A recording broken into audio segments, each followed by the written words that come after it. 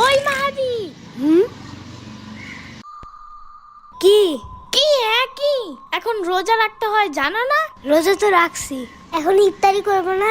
এখন ইফতারি তো দুপুর 1টা বাজে। এই না না, ইফতারি করতে হয় সবার 8টা বাজে। বড় মানুষ সন্ধ্যা বাজে ইফতারি করে, আর ছোট মানুষ 1টা বাজে করতে হয়। ও, কিন্তু আমার আম্মু সকালে একটা চিটিং করছে জানো? হ্যাঁ, আমার আম্মু বলছে কি, উঠো উঠো সেহরি খাবা না, পরে সেহরির বদলে শুধু ভাত খেতে দিছে। এই কারণে ওইটাই তো সে আরি সিহারি। সত্যি? হ্যাঁ হ্যাঁ, ওইটাই তো বললাম আমি। আইতে কলা দিয়ে মাছ খাইছি, অনেক মজা।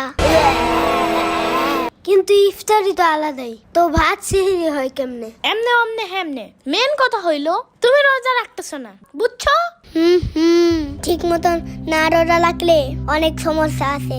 আমাদের ওই বাসার ওই পিচ্চি রোজা না রেখে মিষ্টি খেয়ে ফেলছিল, পরে ওর পেট খারাপ হয়ে গেছে, পরে ওর খালি মাথা চুলকাইতো অনেক। আমার সাম্বার তো ঠিকঠাক মতন রোজা রাখে, তাও ওর পেট খারাপ হয়, সারাদিন খালি মাথা চুলকায়। তার মানে সাম্বার বাচ্চা রোজা রাখে না ঠিক মতো? লোকে তাইলে সবকিছু তাইলে ওই খায়। আমার কেকও খাইছিল, আর দোষ দিছে নিশিভূতের।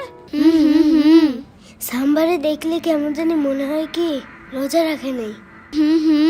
ওরে দেখলেই মনে হয় মাত্রই খাইছে কি জানি। বাট মাহাদি, হ্যাঁ তুমি কিন্তু ঠিকঠাক রোজা রাখতেছ না, বুঝছো? এগুলো ভালো না। কারণ আমার আম্মু বলছে ঠিক মতন রোজা রেখে দুপুর 1টায় যদি ইফতারি না করে তাহলে নিশিভূত আইসা পড়ে। রাইট।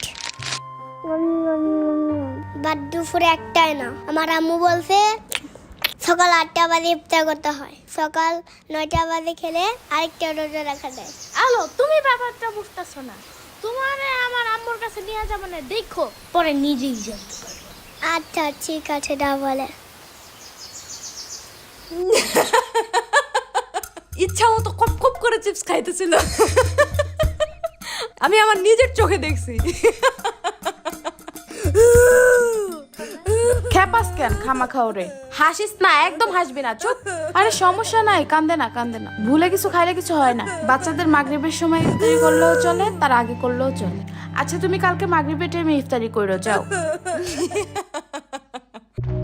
সাম্বার বাচ্চা, আমিও জানি তুমি ঠিক মতন রোজা রাখো না। হ্যাঁ, এই জন্যই খালি তোমার পেট খারাপ হয়, আর সারাদিন খালি তোমার মাথা চুলকায় যাই থাকে। রোজা না রাখলে মাথা চুলকায়?